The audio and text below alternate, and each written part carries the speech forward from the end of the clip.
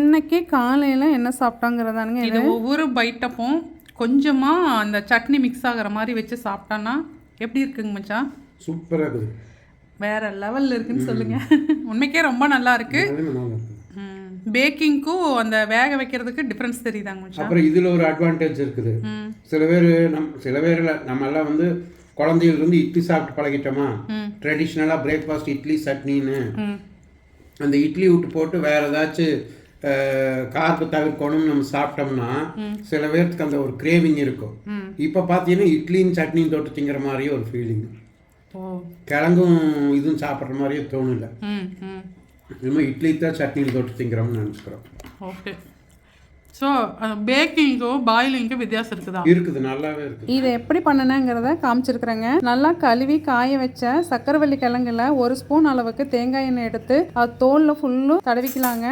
Heat பண்ணியிருக்கிற அவனில் ஏர் fryer ட்ரேயில் இதை ரெண்டுத்தையும் அரேஞ்ச் பண்ணிட்டு கிட்டத்தட்ட 40 நிமிஷம் ஏர் ஃப்ரையர் மோடில் வச்சு வேக வச்சு ஆறுனதுக்கு அப்புறமா எடுத்து பிளேட்டில் வச்சுட்டு அந்த கிழங்கு நடுவால் ஒரு கிண்ணம் மாதிரி ஒரு ஸ்பூனை வச்சு நல்லா தள்ளி தள்ளி விட்டு ரெடி பண்ணிக்கலாங்க. இதுக்கு நடுவால் ஃபில் பண்ணுறதுக்கு நிலக்கடலை சட்னி நான் எப்படி செய்வேனோ அந்த மெத்தேடில் தானுங்க. நிலக்கடலை, பச்சை மிளகாய், வரமிளகாயும் கொஞ்சம் சேர்த்துக்கலாம். ஊற வச்சிருக்கிற புளி, உப்பு, ஒரு 1/4 டீஸ்பூன் அளவுக்கு சீரகம், 1/4 டீஸ்பூன் அளவுக்கு தனியா விதை, இது எல்லாத்தையும் சேர்த்து நீங்கள் கொரகொரப்பாக அரைச்சாலும் சரி, நைஸாக அரைச்சாலும் சரி.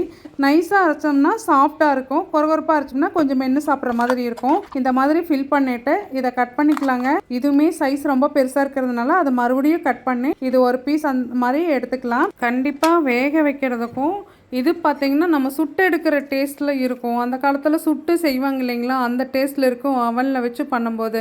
இன்றைக்கி காலையில் பிரேக்ஃபாஸ்ட் பிளேட் இந்த மாதிரி தான் இருந்துச்சுங்க. இது யூஸ்ஃபுல்லாக இருக்குன்னு நம்புகிறேன். தேங்க்யூ. இன்னைக்கு காலையில் கொஞ்சம் ஹெவியாக போயிட்டதுனால நாங்கள் லஞ்சு சாப்பிட்லங்க. அது காலையில் 9:30 மணி ஆயிடுச்சு. அதனால என்ன பண்ணியிருக்கோன்னா லஞ்சும் டின்னரும் சேர்ந்த மாதிரி, இது எப்படி சொல்கிறது, லண்டின்னு சொல்ல வேண்டியதுதான், லஞ்ச் ப்ளஸ் டின்னர். அதுக்கு பார்த்தீங்கன்னா இந்த மாதிரி எடுத்திருக்கோம்.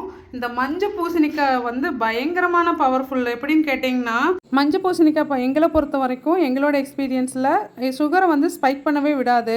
அதனால நம்மளுக்கு இது டயபெட்டிஸ், வெயிட் லாஸ் ஃப்ரெண்ட்லின்னு சொல்லலாம். நாங்கள் பார்த்தீங்கன்னா எல்லா மீன்லையுமே முடிஞ்ச வரைக்கும் காய்ங்க நிறைய இருக்கிற மாதிரி பார்த்துக்குவோம். இது எங்களுக்கு செட் ஆயிடுச்சு. ஹாட் வாட்டரில் லெமன், உப்பு, இல்லைன்னா கொத்தமல்லி, இல்லைன்னா புதினா, டீ, இந்த மாதிரி சீரக தண்ணி இந்த மாதிரி எடுத்துக்கும் போது வயிற்றுல ப்ளோட்டிங் ப்ராப்ளம் இருக்காதுங்க.